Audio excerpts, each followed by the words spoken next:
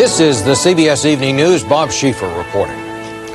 Good evening. In a move that marks the first time the government has ever acknowledged that a nuclear weapons plant may have caused damage to the community around it, the Department of Energy has agreed to pay residents of a small Ohio town millions of dollars in damage. The case could have far-reaching impact, of course, on other communities, and Christine Negroni has our report. In one of the few times since the government has been in the atomic weapons business, the Department of Energy has agreed to pay $73 million to as many as 14,000 people living within 5 miles of the Fernald uranium processing plant in Ohio. While the government admitted no wrongdoing, it acknowledged the plant may have harmed nearby residents. I think this shows the world, people across the country, that the DOE was wrong. The award is the result of a $300 million class action suit brought by the residents against National Lead of Ohio, the company that ran the plant for the government for 32 years and admitted releasing 380,000 pounds of uranium dust into the air. When you're in a wrong, you have to pay, and they had to pay. That's the name of the game.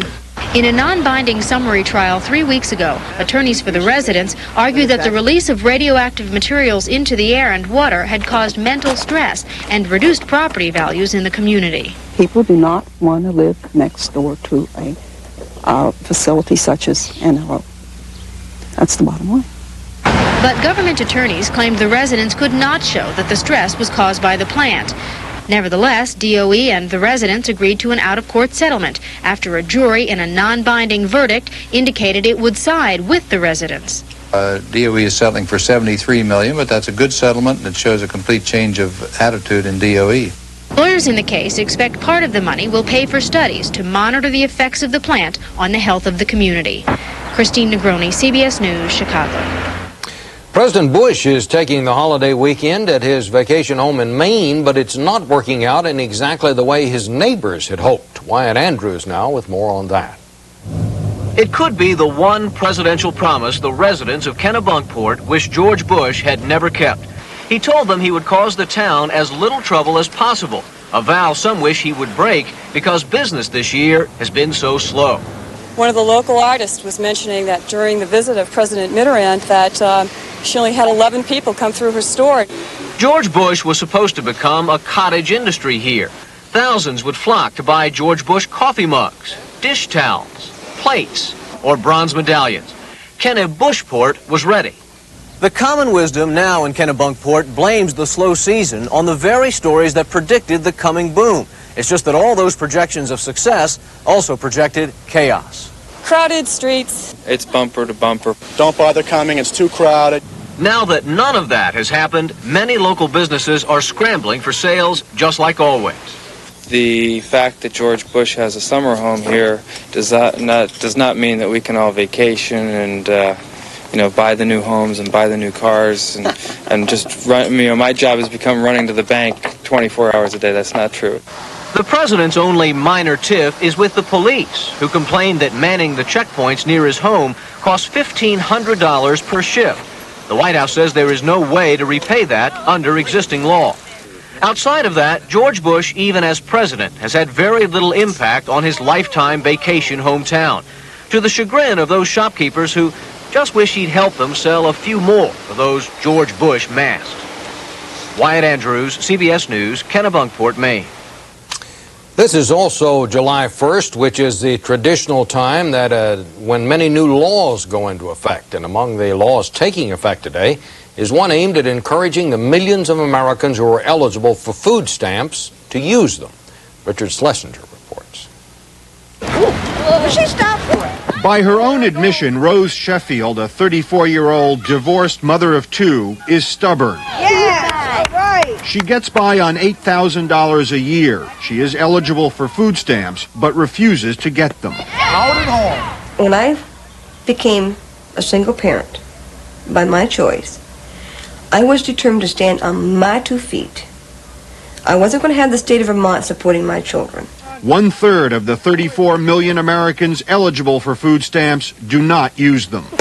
While most people have heard of the food stamp program, many Americans who are eligible don't realize they're eligible. They mistakenly think it's not for them. The federal government would like to reach the working poor who need help. Today, Washington revived a program to help publicize food stamps. We certainly would encourage anyone who feels the need for assistance to apply. So you want chocolate or vanilla? But 25% of the eligible people who are not using food stamps already know they could get help. But like Rose Sheffield, they don't think they should. It's $3.50. We did have food stamps when we were kids. And I was totally embarrassed to go shopping with my father because he whipped out these food stamps. To reach people like Rose Sheffield and others who could use food stamps, Vermont community outreach workers will apply for part of the newly available federal money. To a large extent, theirs is a sales job. You wouldn't balk at cashing in on your Blue Cross Blue Shield insurance, so why not on the government tax dollars that you've paid in when you need the help?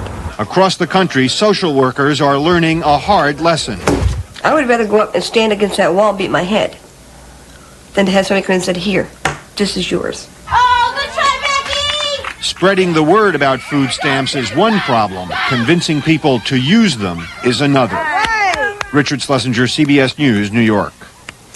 Test results are in on the 600-year-old oak tree in Austin, Texas. It was deliberately poisoned. Experts said today they've never seen so much poison in a tree that was still alive. But they are encouraged that it is still producing new growth. And as workers try to save the tree, the public is preserving its legacy by adopting seedlings from the giant oak. Still ahead on tonight's CBS Evening News, the reopening of China's Tiananmen Square for a select few, and later Pentagon budget cutbacks and the battle over which military programs will fly.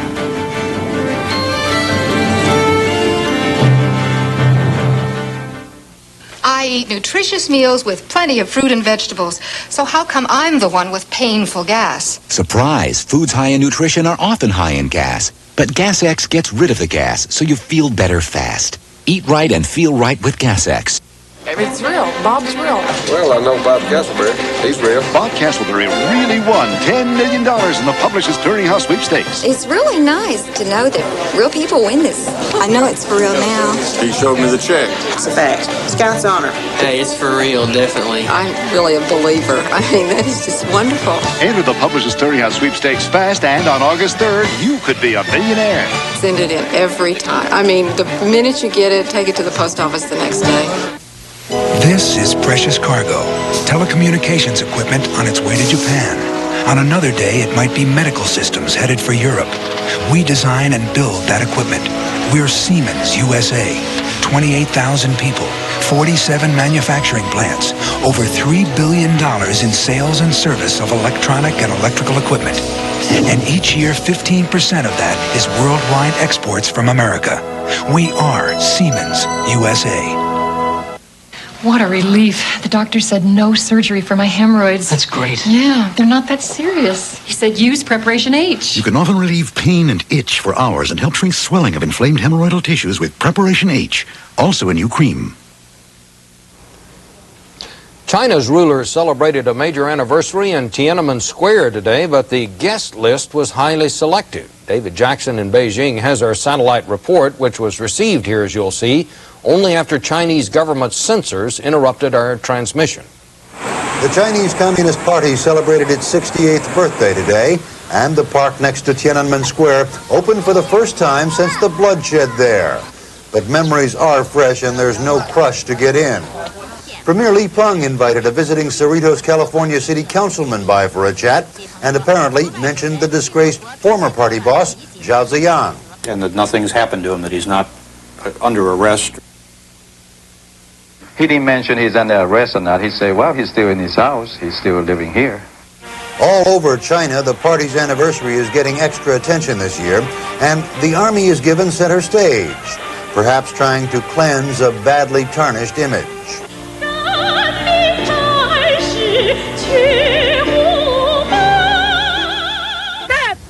But martial law still reigns, and city government officials even had trouble getting foreign reporters past edgy guards for an approved tour of Tiananmen Square. There is still a lot of cleanup yet to do. There are still reminders of the student movement.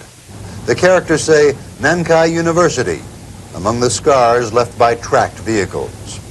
The square itself is still closed to the public. Soldiers are keeping the people out Aware perhaps that just one unauthorized memorial wreath left off here could lead to hundreds or thousands for the civilians the government insists weren't killed here that night 4 weeks ago.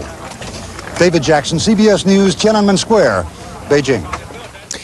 Many foreign business people left China after the bloodshed in Beijing, but those from one country in particular didn't stay home very long. Bill Whitaker now with more on that.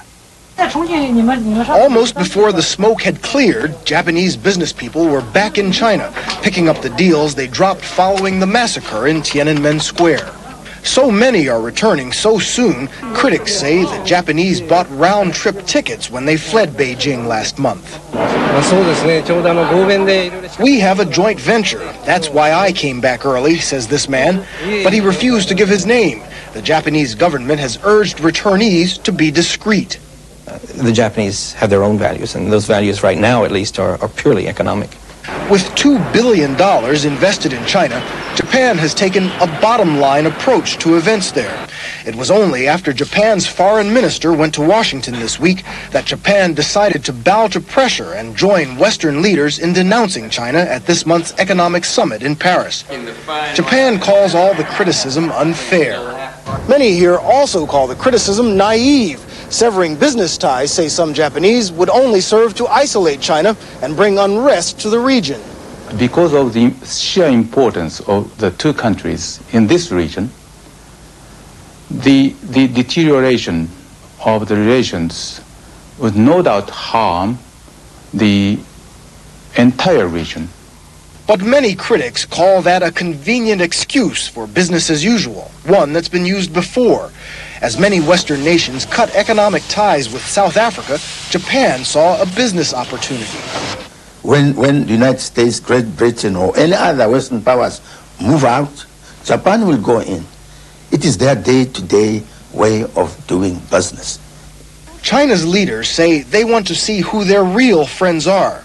Japan, it seems, wants to leave no doubt. Bill Whitaker, CBS News, Tokyo. Violence erupted when police tried to break up an allegedly illegal community meeting today in a South African black homeland. At least 9 policemen and 2 civilians were killed. 4 of the policemen died when their armored personnel carrier was firebombed.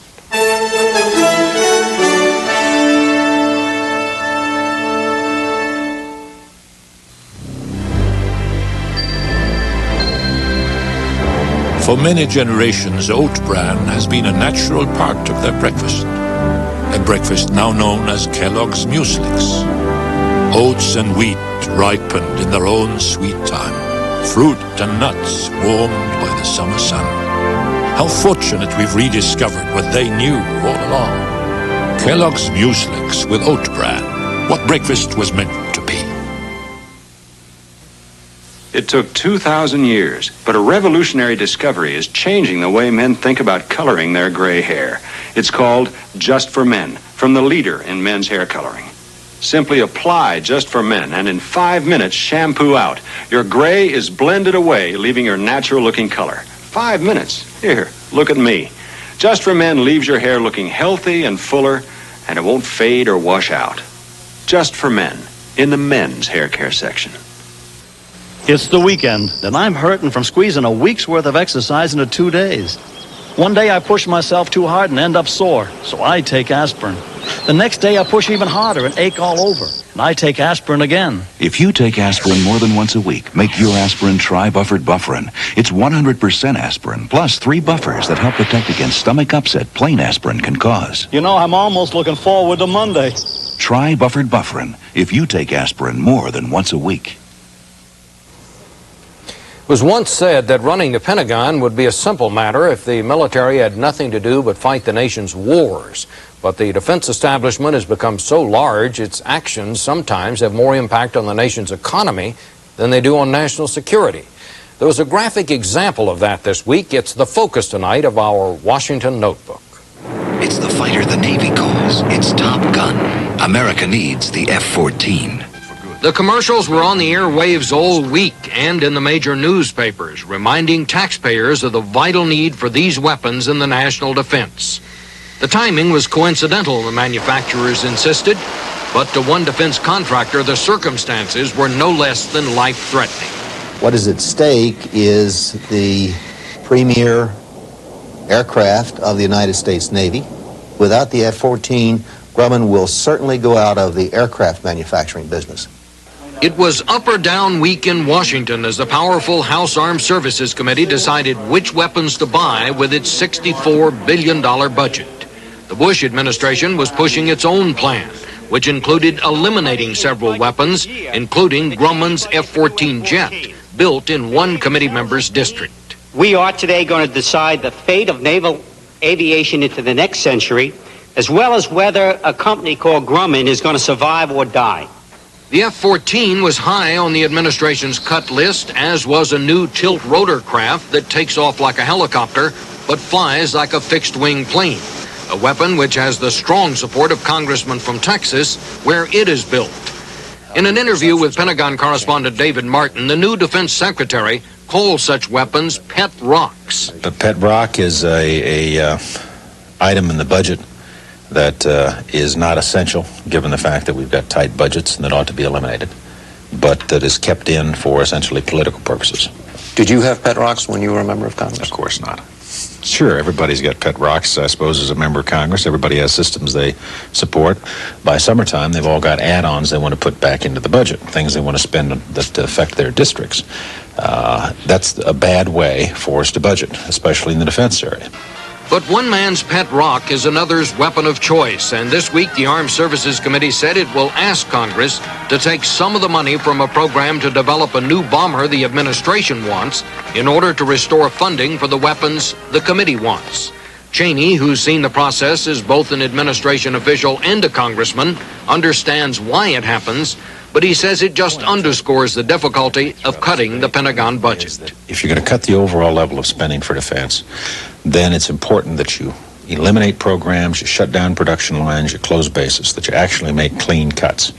And unless we make those clean choices, we totally foul up the entire system. We end up in a situation where, for example, you pay twice as much for an airplane as it would otherwise cost. Trying to correct that situation is one of the driving reasons for a new administration plan to restructure the top levels of the Pentagon bureaucracy. David Martin has been given the details of that proposal and reports on that in Part 2 of our report. Making good on a campaign promise, President Bush has approved a plan to overhaul the management of the Pentagon so that weapons do not take so long and cost so much to build. Among other things, the plan would require more thorough testing of weapons before they are purchased in large quantities. A case in point, the B-1 bomber. The Pentagon was committed to buying 100 B-1s for $28 billion before it discovered faults in the electronic system. It would also direct the armed services to buy commercially available items rather than designing and building their own. Pentagon officials estimate buying microchips off the shelf would save $1 billion a year. Nearly half the 21,000 people with authority to sign contracts on behalf of the Defense Department do not have a college education. So the plan calls for the creation of schools like the National War College here, but instead of war, these new schools would teach sound business practices. All told, there are 580,000 people involved in the purchasing of weapons. The plan approved by the president calls for reducing the size of that bureaucracy by 15%, saving an estimated $7.5 billion a year. But it won't happen without help from Congress. Congress is responsible for a lot of what goes on down here, and to the extent that they have imposed a lot of requirements over the years, it's very expensive for us to meet those requirements. We end up with layers of bureaucracy and paperwork and rules and regulations in order to comply with congressional requirements, when if we could cut away some of that underbrush, if you will, we might be able to do our job more efficiently. All of these changes have been recommended before, but no Secretary of Defense has been able to make them stick. Officials expect resistance from the uniformed services because parts of this plan would force them to relinquish power to the civilians who, in theory but not in practice, run the Pentagon. David Martin, CBS News, the Pentagon.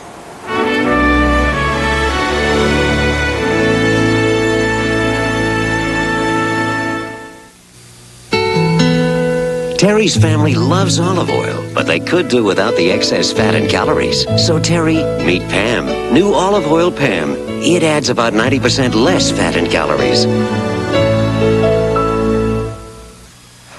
Phew! The foot odor in this family.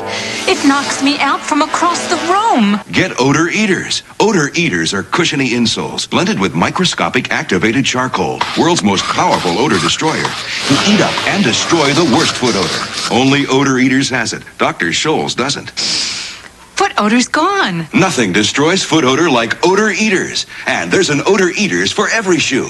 For ferocious sneaker odor, get Sneaker Tamers insoles.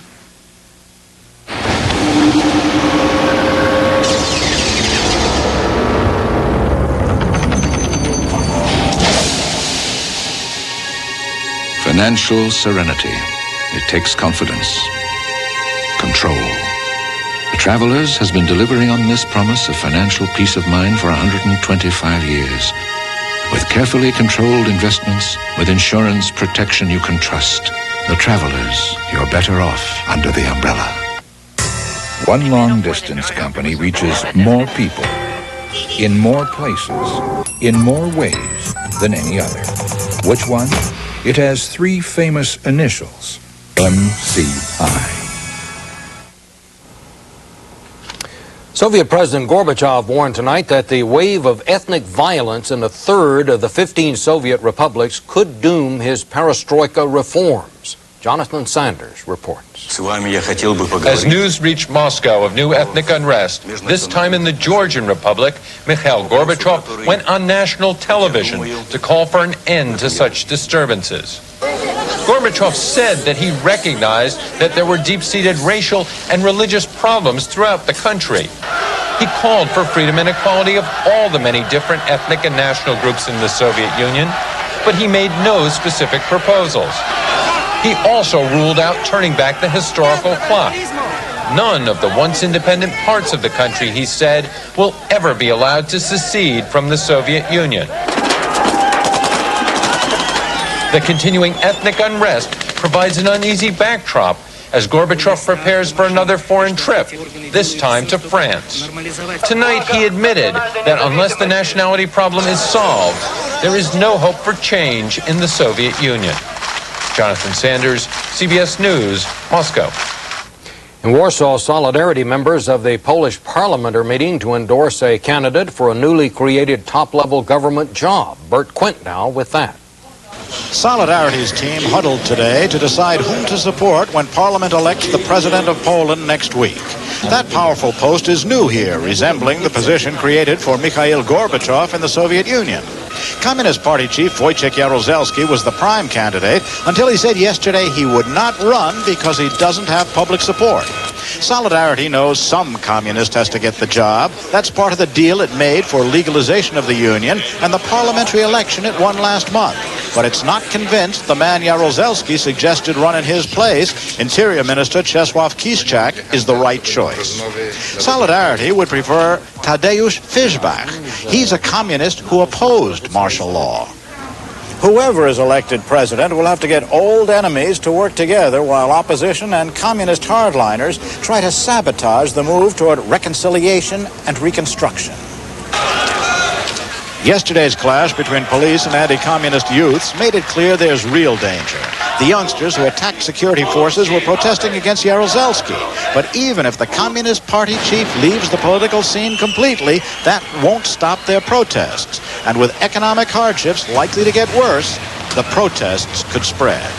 Bert Quint, CBS News, Warsaw. Conservatives and communists formed a new coalition government today in Greece under conservative Takis.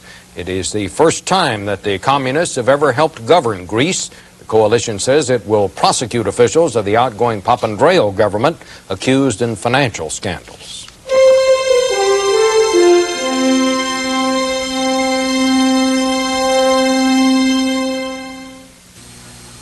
This is John Overley, and this is his farm. It's the Benjamin Moore Paint Farm. Out here, John tests thousands of Benjamin Moore paints to make sure they'll withstand years of sun and cold, rain and snow without cracking, peeling, or fading.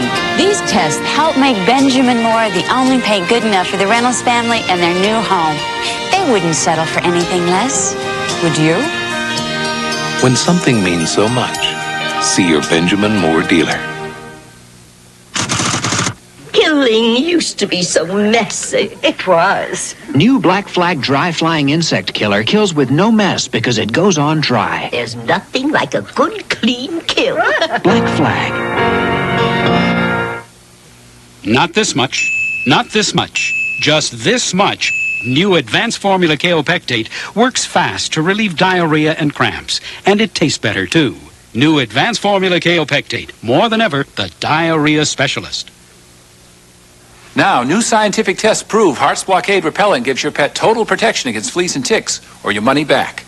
Unsolicited, here's what some satisfied Blockade users have told us. Blockade is a great spray. I use it on my 4 dogs, and they have had no fleas for 2 months. I wish all dog owners would try it. Last spring, we purchased a can of Blockade, and the entire spring and summer, we didn't have one tick or flea. Your product is wonderful. Heart's Blockade, guaranteed flea and tick protection that really works.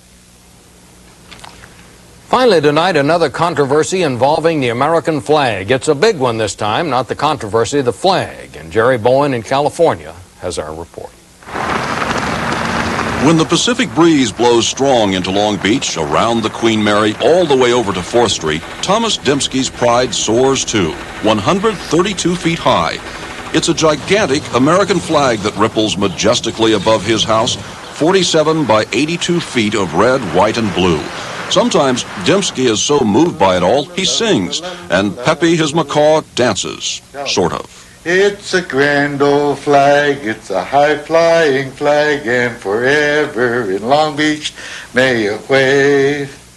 But it's nighttime when the flap in this flag story begins, flap, flap, flapping that's making most of the neighbors crazy. Like cracking a bullwhip. That's what that flag is. You know, I mean, it really snaps. Bill Smith recorded the sound outside his apartment window. I have been pro-flag, but I'm simply anti-noise. My gosh, this is supposed to be America. It's hell when you have to fly the flag in fear of going to jail. Dembski was back in court this week for violation of city noise standards. The maximum penalty is 3 years in jail. The matter's been under review for nearly a year and is still not resolved. Dembski's attorney argues the flag's too heavy to haul up and down all the time. The wind, not his client, is keeping the neighbors awake. I think it was beyond Mr. Dembski's control because this was an act of God. City officials say that they love the flag, but this is not about flag waving. It's about flag flapping. We don't care what's on it, or we don't care if it's a flag. You know, if he's out beating a drum and wearing a sign that says, I love America, at midnight, waking everybody up, it's going to be a noise violation. It's obviously not an ordinary flag. Somehow it's become bigger than it is. Tourists come to see it now. I love the flag.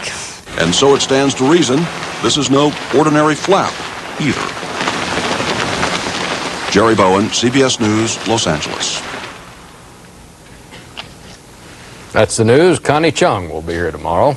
I'm Bob Schieffer, CBS News in New York. Good night.